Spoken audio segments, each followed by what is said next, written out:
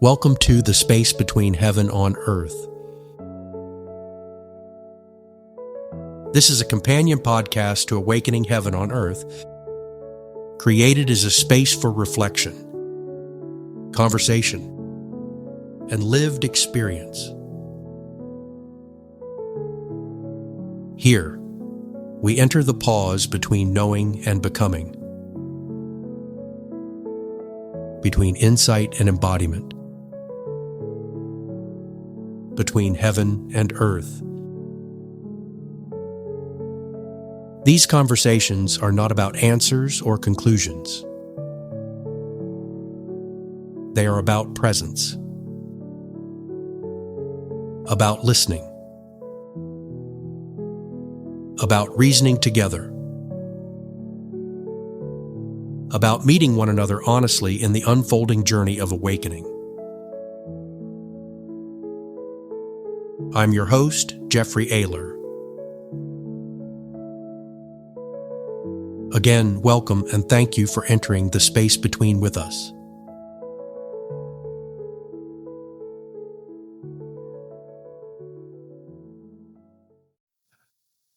Before we begin, I want to acknowledge that this conversation is a very special one to me. The theme of this episode is You Are Not Alone, the Universal Family of Life.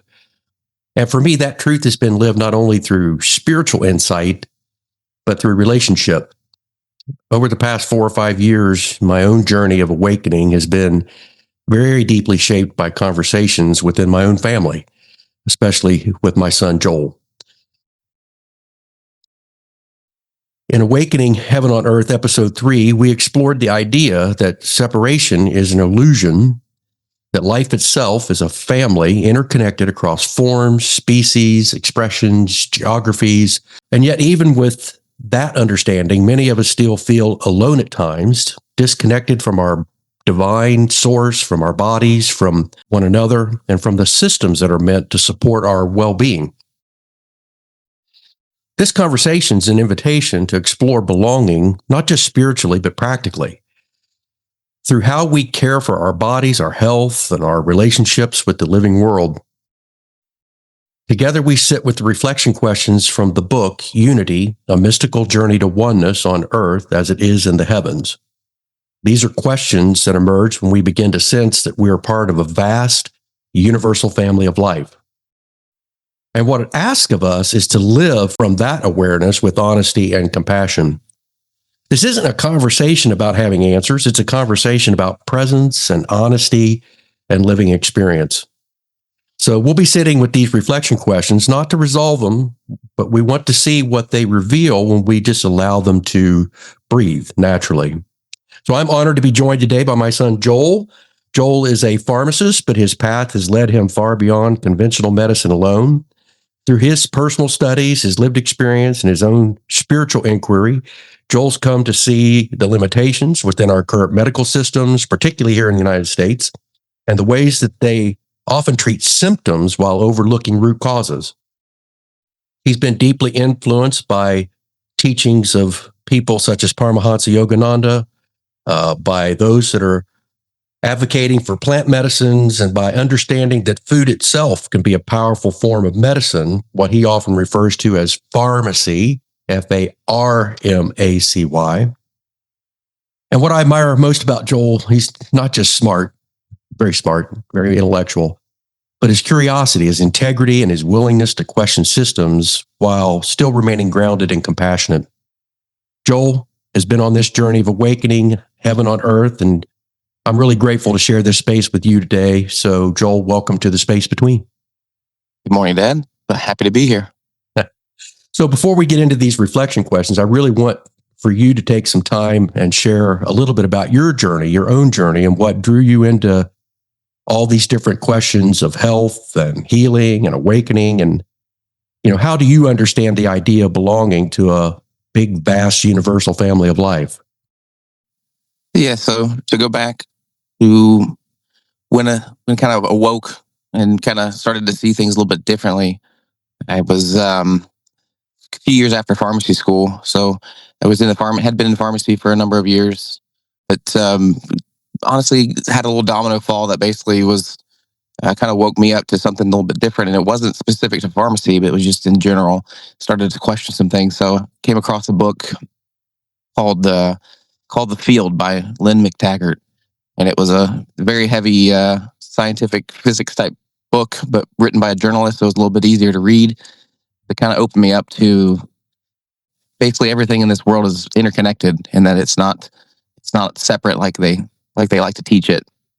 So that was kind of the first little domino that fell for me. And then after that, I just started to gobble up every book I could. That book led from one book, led to another book, and to another book, and then just kept asking questions. Well, if that's true, then maybe what does this mean? How does that affect this? So that kind of woke me up. And as I went down that path, I started to question things even within pharmacy and health, and there's many different rabbit holes that I've gone down over the years. So that was back in probably 2012, 2013 that I started to question those things. And yeah, that's kind of where it started. Thing that kind of woke me up with healthcare really kind of came about when I had my first child. That was back in 2016, and at that time, we basically had to use baby formula for my child to get her nutrition. And I realized, even though I'm a trained pharmacist, I knew nothing about baby formula. I hadn't even been given that education in pharmacy school or anything in college, and it was kind of a hole in my education. So I had to kind of do my own studying on baby formula and which ones I would need and why and things like that. And talking to some other pharmacist friends, they also had no that went to different schools. They didn't have any education on baby formula or even nutrition. Even talked to doctors, same thing. They had like one course maybe on nutrition. And it just felt like there was a big hole there in our education for medical professionals, that nutrition was not part of our education overall. And then I started to question things about seeing patients that were just unhealthy and why. Seeing people who are just trying to be really good about eating healthy or on a diet, or I only drink diet pop, but yet I'm still gaining weight or whatever. Things like that. It just started to make me question that, and that brought me to a book called the Obesity Code, and also another one that's by the same author called the Diabetes Code. That kind of opened my eyes up real big, and that was right before COVID hit. Basically, that we have it all wrong when it comes to nutrition and how we interact with our food and things like that. So we can definitely talk about that more if you're interested. But that one was a really big step for me to take a step back and realize that a lot of what I had been taught, especially about diabetes and our food and everything, it was just completely wrong. And that was kind of the common thread with all the things I was seeing with the patients that I had at the pharmacy, is that even though they were taking these pills, they weren't getting better. Why? So I started to question that, and so went down so many different rabbit holes looking into food and nutrition and just our overall connection with each other and our health system and how it's broken. So been a very big fun journey over the last decade or more. So Well, the fun thing about it is it doesn't really end, does it? I mean, you look at no. I want you to share a little bit about the story of you sharing with me the autobiography of a yogi. Yeah. And how, I mean, obviously, you were raised here in this home where we were very strongly fundamental Christian. And yeah, here I was, a pastor and a ordained minister among a group of people. And so I think this is a really fun part of our connection and story. So if you'll share that, that'd be great.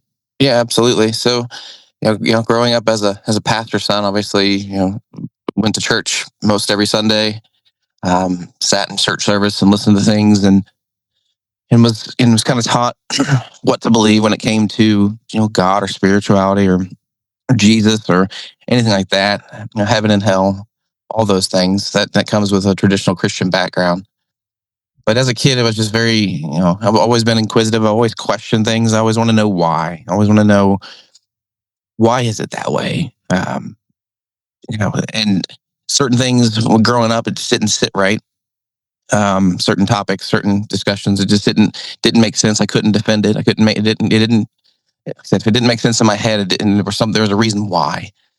So part of this journey, I came across actually before this, before it coming across Paramahansa Yogananda, I had lost some faith in a way, and didn't stop believing in a greater power or anything like that. No, that was never in question. It was just, they almost became agnostic. Basically, I'm not going to understand it. But so for a while, I was kind of just trying to find myself, and then came across Yogananda, an autobiography of a yogi, and it just started to resonate and started to make more sense. And I actually started to appreciate the Christian literature much more because of Yogananda. So my faith in Christianity, or my faith in what I had grown up with, got stronger, and actually understood it better by reading a book about a Hindu. So it's kind of unexpected that would happen, but it just showed how they basically were saying the similar things or same things, different ways.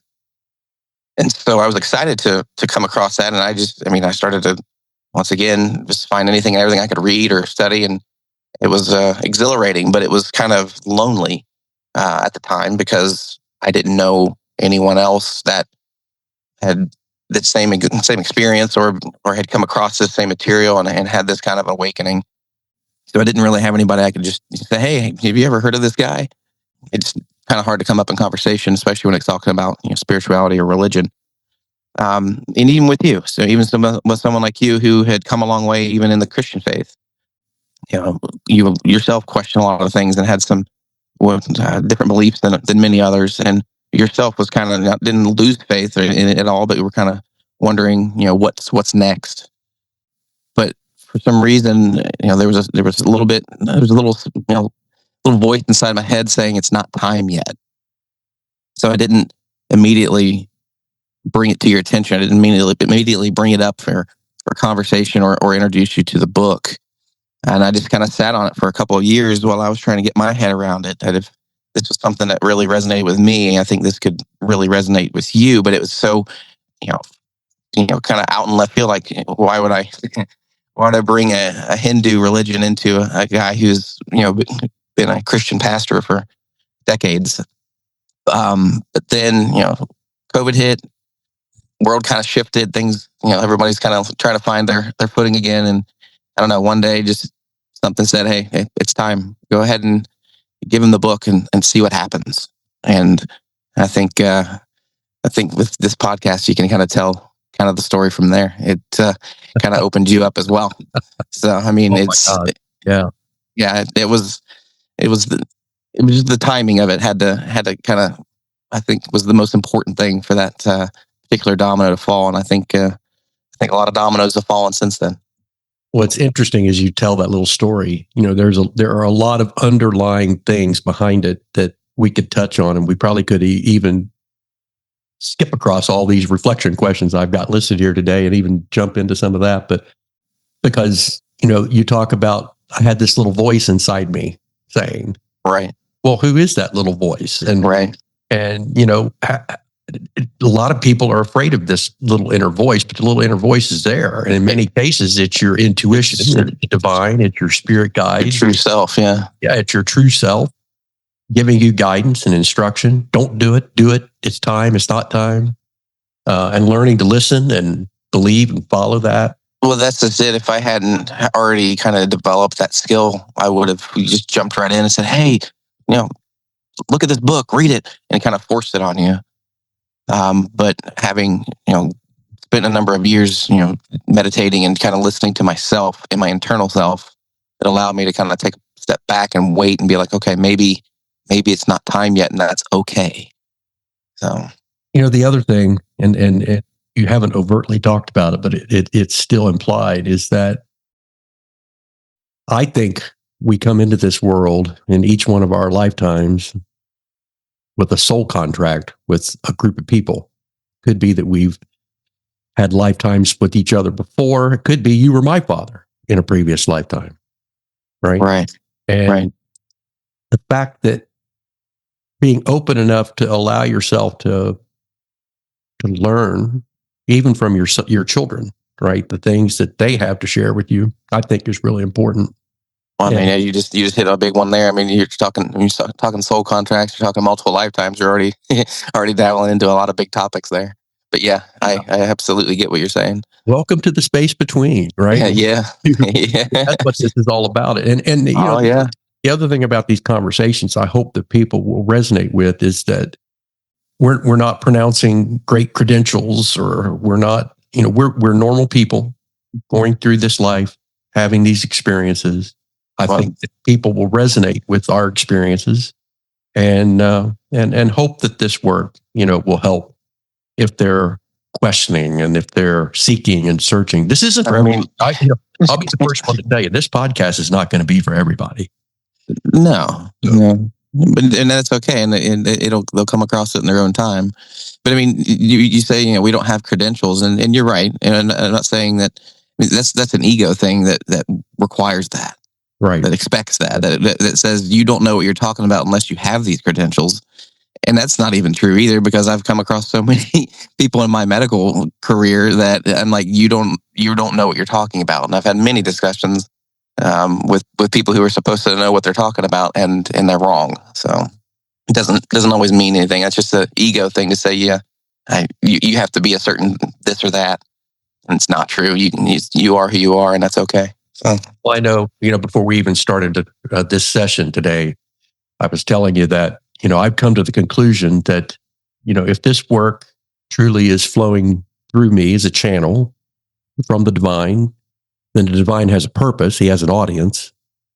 And it's not up to me to choose who that is or to even seek them out. Quite honestly, my job is to provide this content and give people that are supposed to get it the opportunity to listen to it. He'll figure out, the divine will figure out where's the message going and to whom and for what reason. Yeah, and it's not for everybody all at the same time. Everybody comes across it in their own time. That's no different than what I just shared with you with sharing the autobiography of a yogi with you. It had to come to you in your own time. Right. So that is, it's part of it. So. Well, I know I'm learning that, sometimes, here I am at my age thinking I'm behind, and in reality, I'm not. Every timing is perfect. So, and speaking of timing, let's go ahead and move into our reflection questions here. Again, I can already tell this is going to be a very easy conversation, but I just want to remind us and everybody who's listening that, these questions that we're going to talk about, we're not meant to get to a conclusion on them, right? They're meant to help us notice what belonging we already experience in this life and where we're still being asked to heal when it comes to our relationships with our divine source, our bodies, the systems that support us, and our relationships with life itself. So with that in mind, let's start with this first question. So in what ways have you come to see yourself as an independent, separate physical body rather than a participant in a living web of life? And what begins to soften when you remember that you don't exist in isolation? It's a heavy question to begin with, but just going with my medical background in pharmacy, I was trained to see the body as an isolated object. It was kind of like a machine with different parts to it.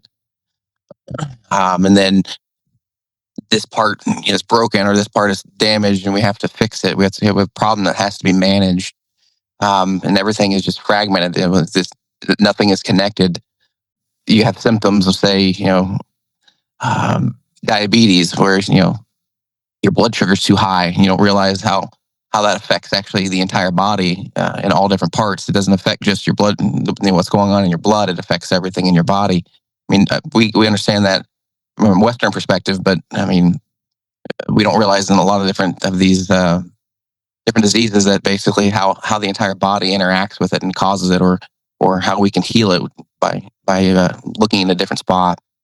And I began to realize the body isn't separate from the world, that feeds it. Yeah, basically, we are created from the earth. Our physical bodies were made, from the earth. We eat the food that comes from the earth to basically restore and replenish and repair our body. So I started to realize that we're not separate from anything when it comes to our overall existence.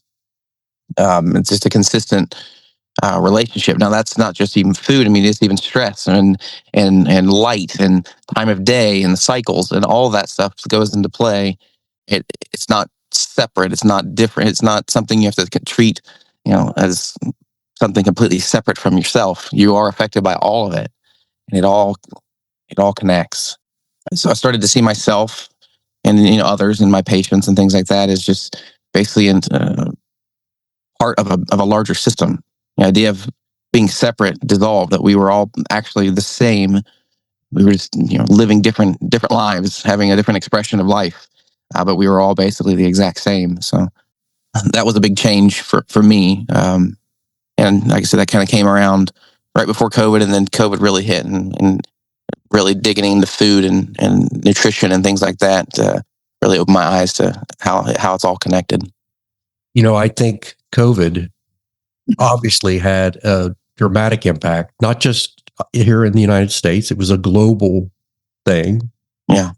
And it, to me, is one of the triggers or the big beginnings of what I think is a major transformation that we're going to go through in this world over the next maybe 12,000 years. I think we're entering into a whole new period as a planet and as people in our awakening and awareness, the frequency that we vibrate at. And, when we look at each other, our eyes deceive us. Our eyes make us think we're separate. Right. You're a body, I'm a body. We're not, connected. We're separate. That whole concept, when in reality, we're not our body, right? So you talk about a simple statement, but a profound thought.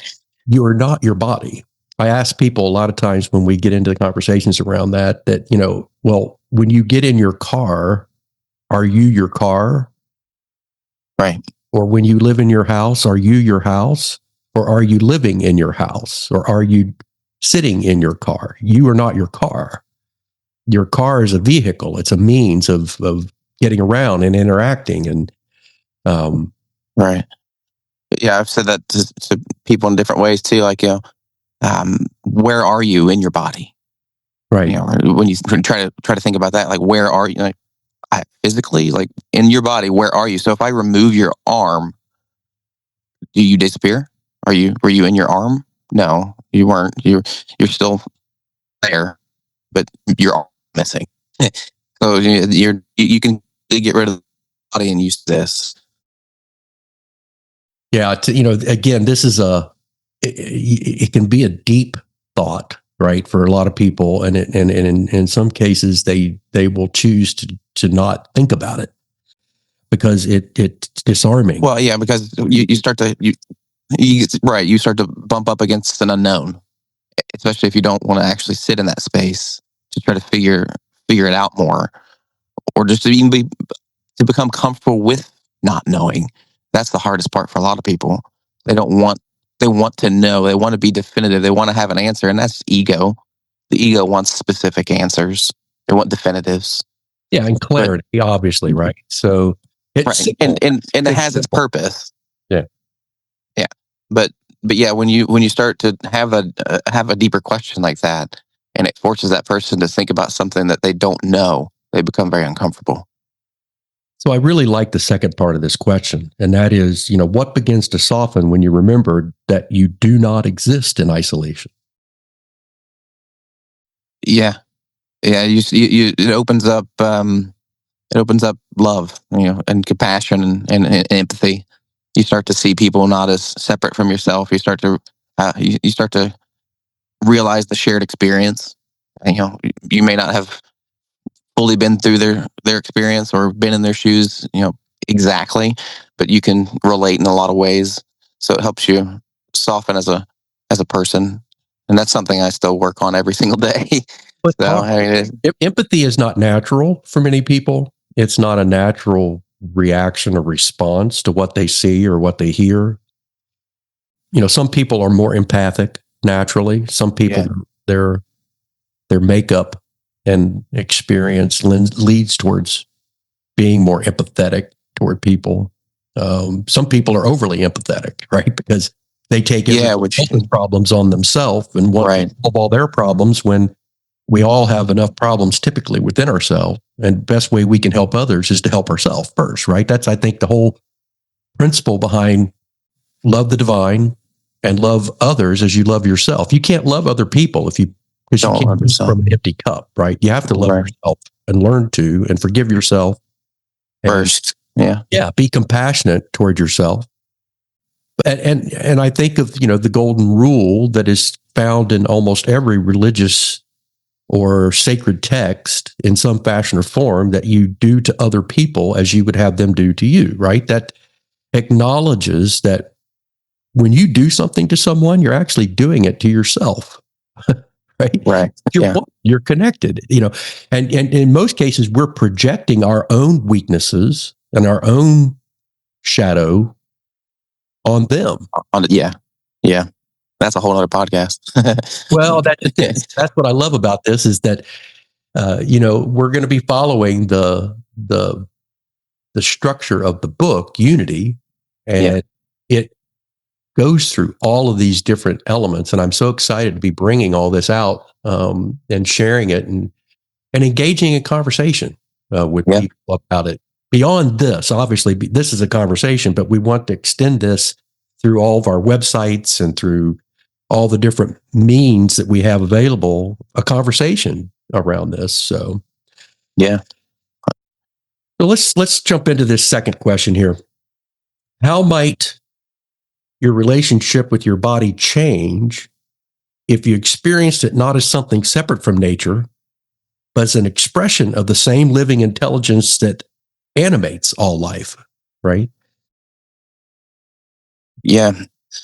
So when I kind of began to experience my body not as something that I have, but that's something that, say nature is doing or that I'm moving through with, my whole paradigm changed. I learned to not force things, learned to kind of listen to what my body was telling me. And that really came through when I was doing a lot of yoga and meditation and things like that, and really getting in touch with my body to understand how it feels, how it moves, what it's saying, listening to it.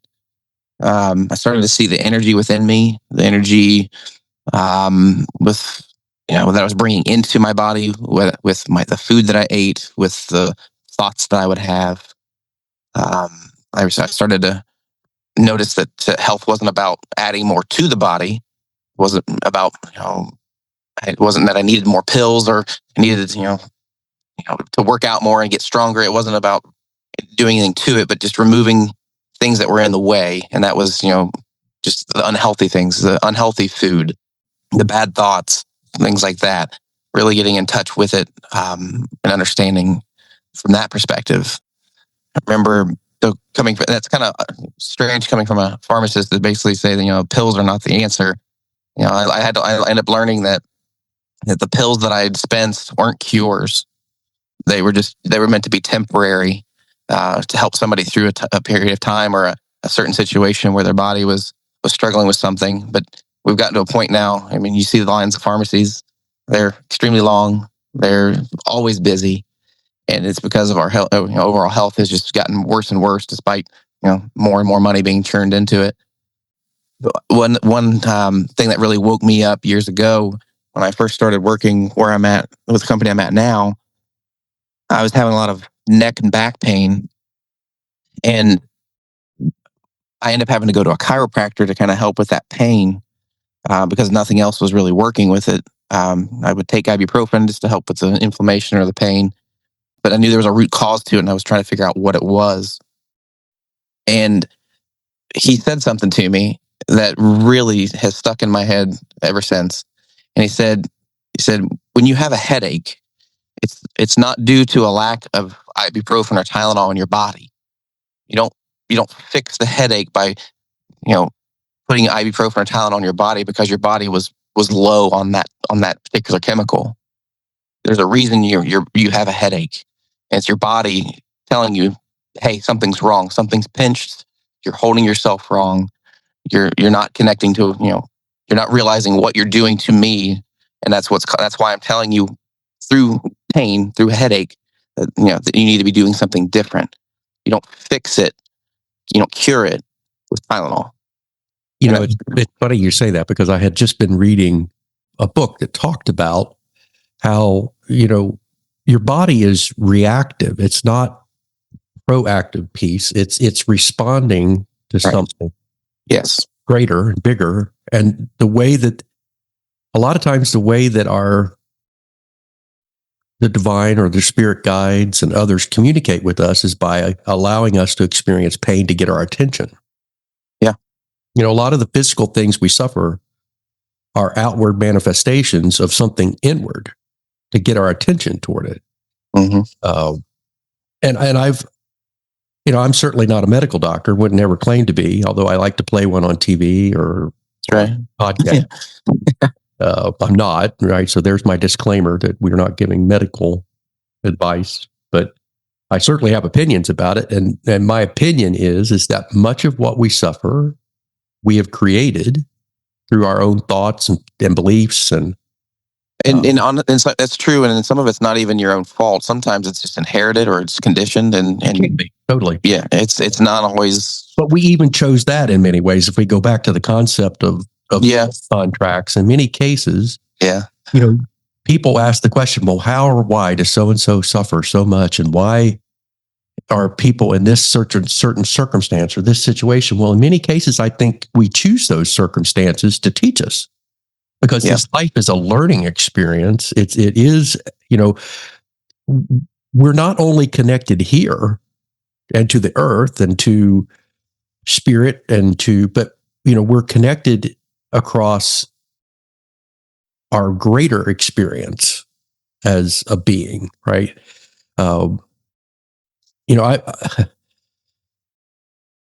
You talk about rabbit hole. This one,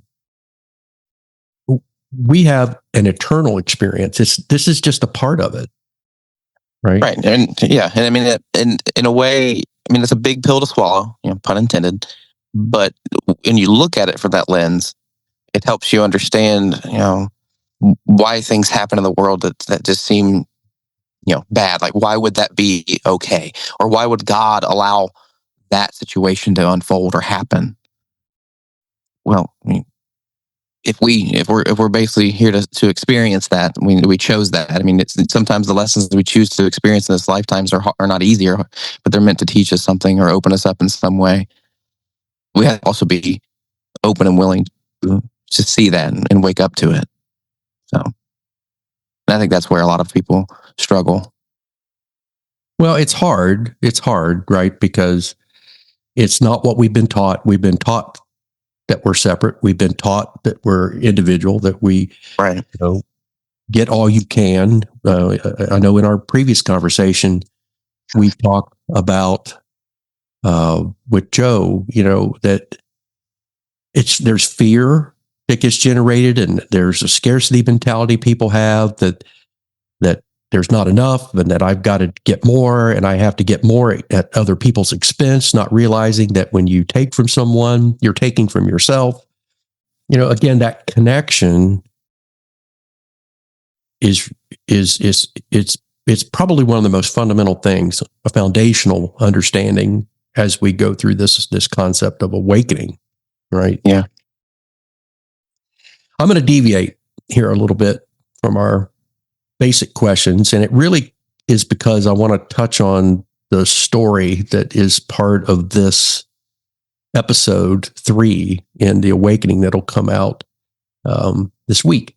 And it's about a person who leaves their current situation for whatever reason, whether they're made to leave or whether, and to travel. I know I've been blessed to travel all over the world in my life and in my career.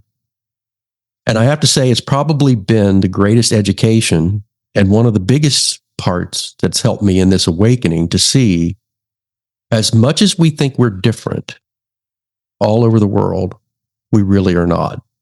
I remember a story. I was sitting in a mall at the base of the Petronas Towers in Kuala Lumpur, Malaysia, on a Saturday. I was there working, and I'm just sitting there in a country where I was by far a minority, and in a place that I'd never been before. But I'm sitting there in this mall, and I'm watching families, I'm watching children, and I'm watching the adults, and all that, it hit me so hard. These people are no different than we are. In some cases, I think we as a country here in the United States, we think we're the center of the entire universe. And we have this tendency, to think our way is the way, not just a way. And that that many of the, and I know because I talk with a lot of people from these other countries I've had the opportunity to travel to and work in and interact with, they look at us and we have so much influence, right, wrong, or indifferent, we do. And it scares them in many cases because they can't control it, first of all. But, they live lives just like we do. I can remember sitting in a park, and this is part of that story as well. And, trees look like trees there. The dirt looks like dirt. Bugs look like bugs. And as much as I think I'm totally separate from everybody in my family because I'm traveled halfway around the world, the reality is I'm not. I'm not. And those connections, even to your family, they're not gone. Even when you're sitting there by yourself somewhere halfway around the world. So, with that in mind, how do we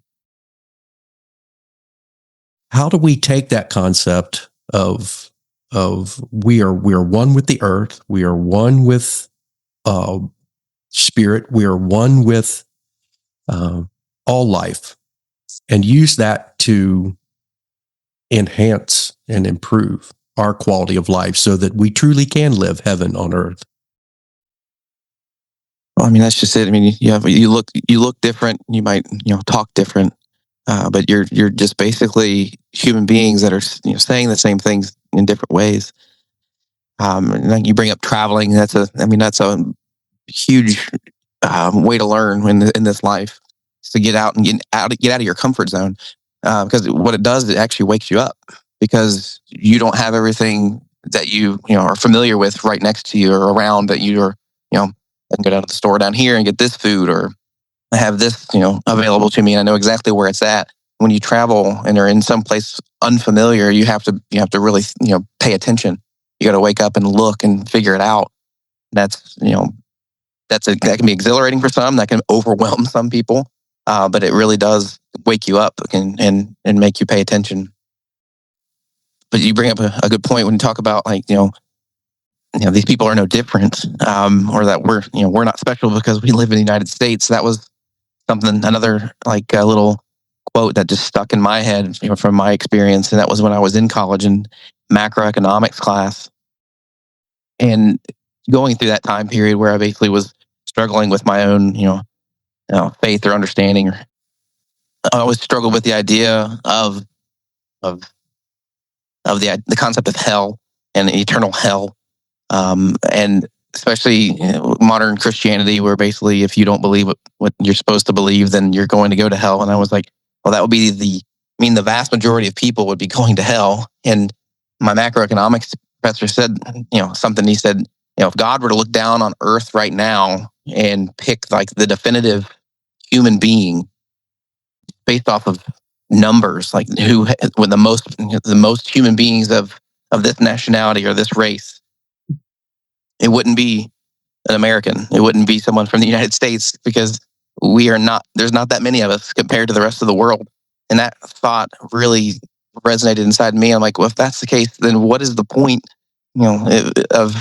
of this life if the vast majority of people are going to hell? And it really made me start questioning everything in that regard.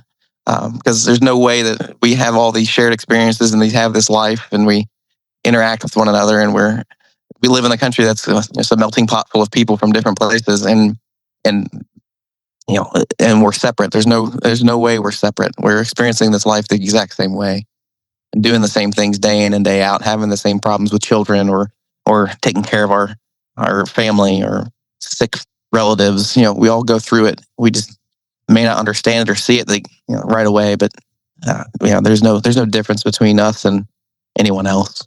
No, and sometimes we allow language to make us think that, well, their language is different. They use different terms, different symbols, different this. They really the same thing. Yeah, you're just using different sounds to communicate. Right. And that's all it is. I think it would be really unfortunate if we don't, probably the most significant event, and I touched on this in our last episode with Joe, in my life was when Katie passed away, our daughter, your sister. Mm-hmm. And, the question then becomes, are we separate? Where is she? What does she do? I believe she's alive. She is still alive. And I want to understand this because I cannot accept. And unfortunately, my beliefs at that time could not answer the questions of in my mind or in my heart effectively or appropriately. Right. And that was the single biggest trigger in, I think was, and you talk about another episode or 10, we can go on and on about all the things associated with her passing. And, but.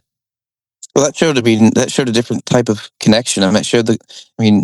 That's one of those experiences where you start to realize how connected you are. So when Katie passed, right away, like as soon as it happened and people started to find out, and the days, after that, people started to show up. People that that loved us, people that were friends, classmates, neighbors. Many people I haven't even really, wasn't even really close with. They all arrived in their own ways to do whatever they could because they had a shared hurt. They just wanted to be there in whatever way they could, and that really it brought the community together. And terrible situation to be the catalyst for that, but it basically the whole community came together and took care of us. That to me was an experience of seeing connection. So, well, and I want to kind of touch on the connection between her and us after, right? That to me, that's been probably the most profound thing is believing and understanding that there is very little in Christian scripture that talks about that. Virtually everything in Christian scripture talks about this life. It doesn't talk about what happens with us in the next life. But and then isn't it ironic? That's what everybody's looking forward to is the next one, even though it doesn't really talk about it. We have no idea what it's about and how it works, but that's what everybody's living life for. Well, and I've come to the belief and understanding at this point, at least, that, physical death here is really just birth. It's a new birth, right? And much like when a baby is born physically, it's in its mother's womb. It's in this your mother's tummy. And then it's born into this world and they lay that baby on top of mommy's tummy. How far apart was that baby from the world it was in? And originally, and then once it's born into this world, how far is it from that world? They're actually very close. In fact, I've heard a number of people, I think Laura Lynn Jackson, who I've come to really have a great deal of appreciation for, made the comment that, life is like two pieces of paper laying on top of each other. The two worlds are that close. And so much of we miss opportunities to continue in relationship with people who have passed this life, not realizing that they're actually very close to us if we will be open and aware and look for the signs and symbols and be open to the way that they communicate with us. Because I think in many ways they become that life team that guides us and walks with us as we go through the rest of our life in so many ways. And again, so that's a connection, right? Where we sometimes think we're separate, we feel separate, but in reality, we're not. And to me, that's beautiful. That takes something that most people, when they think about it, is, we've had people tell us, your mother and I, that, we don't know how you all do it. If it were us, I just don't think what's our option? We have to deal with it. Right. You either can learn from it and grow from it, which is what life's all about anyway, or you can crawl up in a ball and die, which is, I can understand that. I felt that. Mm-hmm. And you can be either constructive with it all, or you can be destructive. And, the problem that most religions have, or most, I say Christian religion at this time, because they would be the ones I think struggle most with this concept, that these spirits are not far. That heaven is not a place. It's a state of mind. It's a state of being. It's a state of awareness. And that, Christ is not a person. Christ is a consciousness. Christ is in all of creation. Yep. Yeah. I mean, Western religion struggles completely with death. I mean, no one, it's even uncomfortable just to bring it up in conversation in our country. And that's just, it's a shame because, it's obviously it's a part of life. We can't escape it. It's, but why not try to either learn more about it or sit with it and see what it comes up. And I don't know, it's not a something we fully understand or appreciate much in this country. So, well, in our last episode with Joe Dermody, I think one of the most beautiful things that was said during that entire podcast was his statement that because of what he's learning, because of what he's coming to see, because of, the things he's awakening to at this time, he's no longer afraid of death. Yeah, that's a beautiful thing. Which is what Jesus came to say. He says, "I've overcome death. I'm showing you death isn't real. It's an illusion. It's not true." Right. And it's not the end all be all. It's not. You're not annihilated. You transition to something different. So, right. And so to me, I hope that it brings great comfort to me. I don't fear and worry about. I think a lot of the worry. Whether you're someone who believes in nothing after this, you're being an annihilist. This is it, and you're done. Or the other worry comes from the fact that they don't understand what's after this life. And our Christian scriptures, like you said, don't do us any favor because it doesn't really talk about it much, and our country doesn't talk about it much. So there's a fear there. Well, I guess I should say that the scriptures, the Christian scriptures that we do have, people have taken and twisted and used for their own benefit and power to basically scare the crap out of people to get them to come to church. And so there's constant fear that basically if I don't live this life a certain way, then I'm going to basically burn in hell the rest of my eternity, for the rest of eternity. So, that fear is always there because of that. Now, if you learn that that's basically is what it is, and it's not how they teach it, that it's not an actual destination, then a lot of that fear drops, and all of a sudden death doesn't become as scary. Well, to me, that's a telltale sign. One of the things I'm enjoying about this work is the comparison of all the sacred texts and the common threads that exist in all of them. To me, that's a beautiful, as we would say, tapestry, right, of truth that, it changes my perceptions, obviously, of people I thought were separate from me and different from me because they had a different culture or a different way of saying the same things. And, overcoming that opens up a big, beautiful, and a broad world.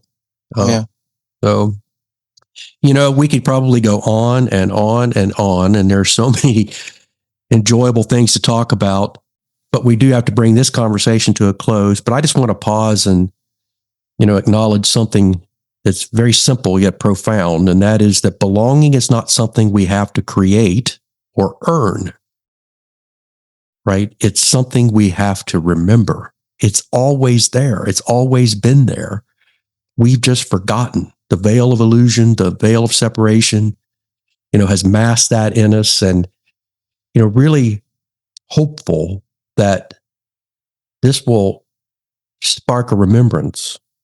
We're not separate bodies moving through a disconnected world. We're participants in this big, beautiful web of life that is nourished by the earth and shaped by relationships and held within something certainly far larger than ourselves. So I hope this conversation has stirred a sense of connection, or even revealed where connection still feels pretty tender or distant from you, and hope that awareness can be enough just to get us through, this period right now. So Joel, thanks for walking this path so honestly with us this morning and sharing your wonderful curiosity, insight, and presence in this space. And to those listening, I hope that wherever you find yourself on your journey, that you'll remember you're not alone. You're not walking in this world alone. So any final thoughts before we close?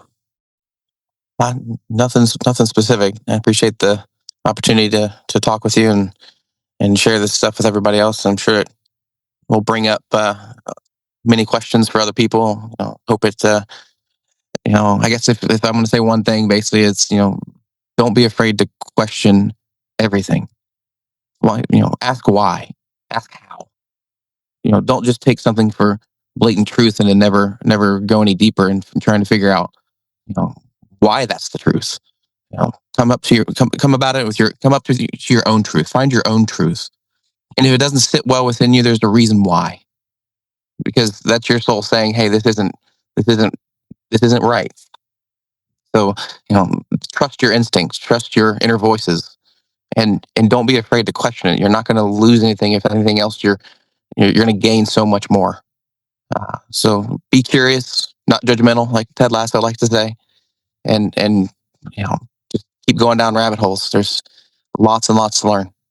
Well, sound advice. We really appreciate it. And again, just remember, the family of life is already with you, and the space between continues.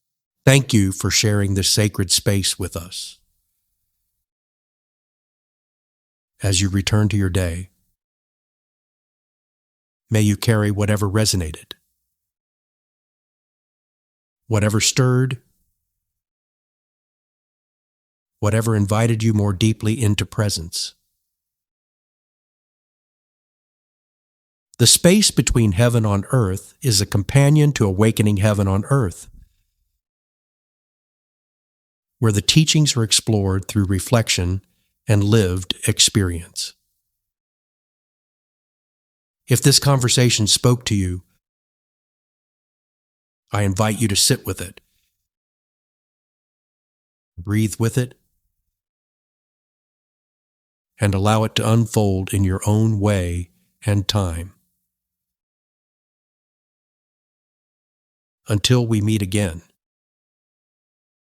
may you walk gently and remember the unity that already lives within you.